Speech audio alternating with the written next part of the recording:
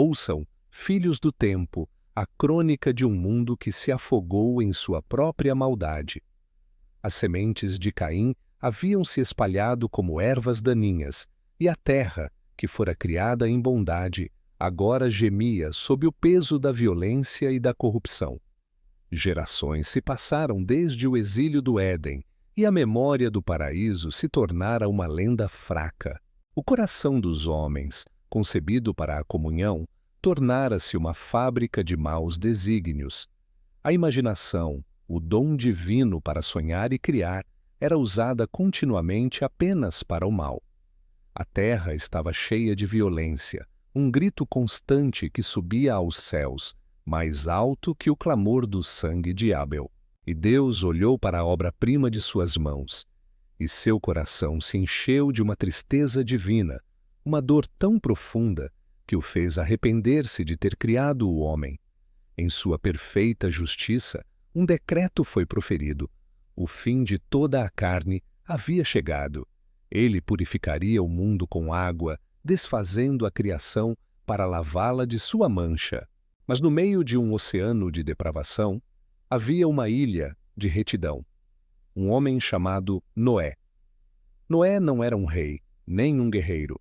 Era um homem simples que, em meio a uma geração corrupta, andava com Deus. Sua vida era uma conversa contínua com o Criador.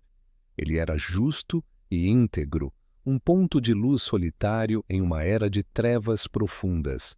E por causa de sua fé, Noé achou graça aos olhos do Senhor. A voz que um dia ordenara a luz veio a Noé, não com um trovão de ira, mas com uma instrução de salvação. O fim de toda a carne é vindo perante a minha face, disse o Senhor, mas contigo estabelecerei a minha aliança.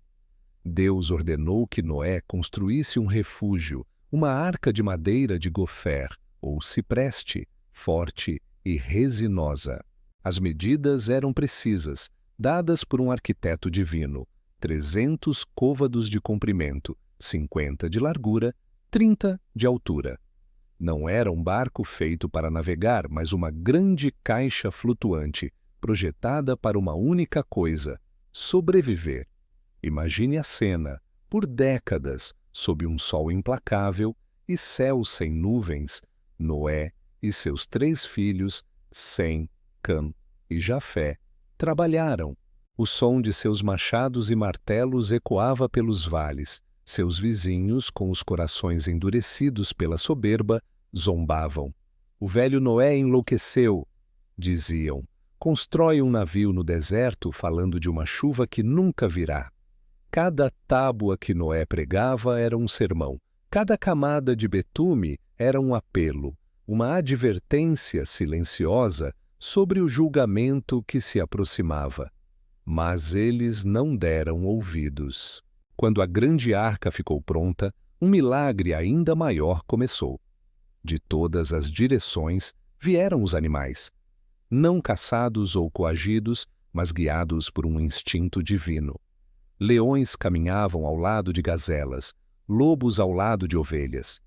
Em uma trégua sagrada, entraram na arca de 2 em 2, macho e fêmea, e 7 pares dos animais puros. A criação de Deus estava sendo preservada. Noé, sua esposa, seus filhos e suas noras entraram por último. 8 almas, o remanescente justo da humanidade. E então, um ato de finalidade terrível. A grande porta da arca, pesada demais para um homem mover, foi fechada. Mas não foi Noé quem a fechou.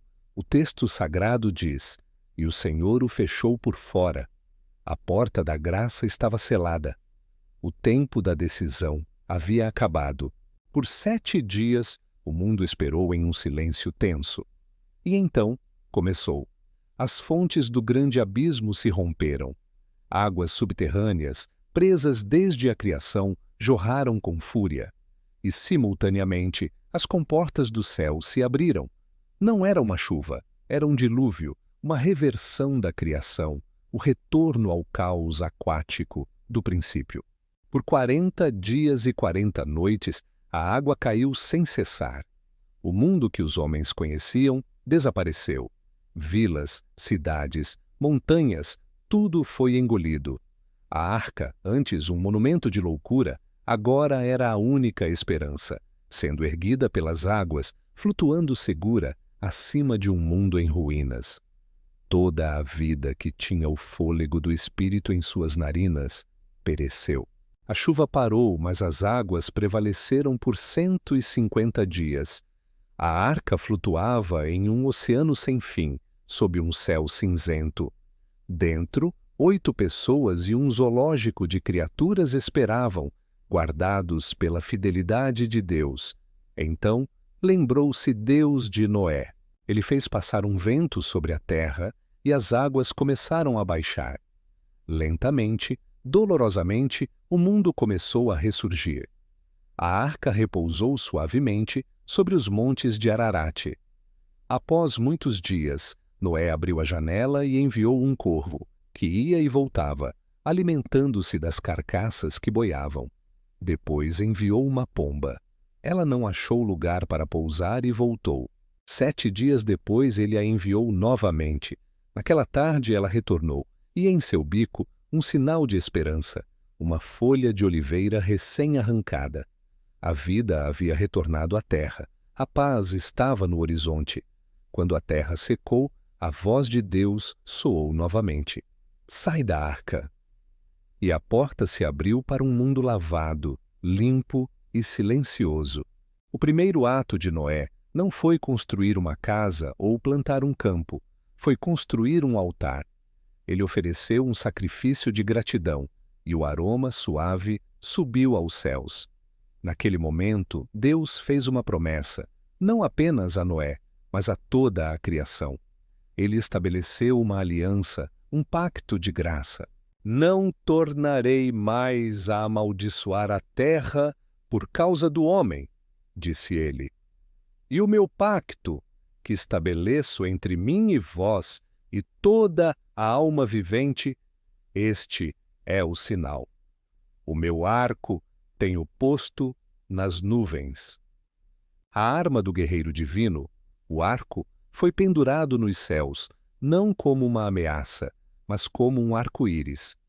Uma promessa colorida e vibrante de que, embora a justiça de Deus contra o pecado seja real e terrível, sua fidelidade em preservar e sua aliança de misericórdia sempre prevalecerão. Esta história de julgamento e salvação, de um mundo perdido e de um remanescente salvo pela fé, é uma das mais poderosas de todas as eras. Se ela o impactou, deixe sua marca. Curta este vídeo como um tributo à fidelidade de Deus em meio à tempestade. Compartilhe esta narrativa para que a promessa do arco-íris e a importância da justiça divina sejam lembradas, e inscreva-se em nosso canal. Em nossa próxima crônica, veremos o que a humanidade fez com esta segunda chance, quando, em sua arrogância, tentaram construir uma torre cujo cume tocaria os céus.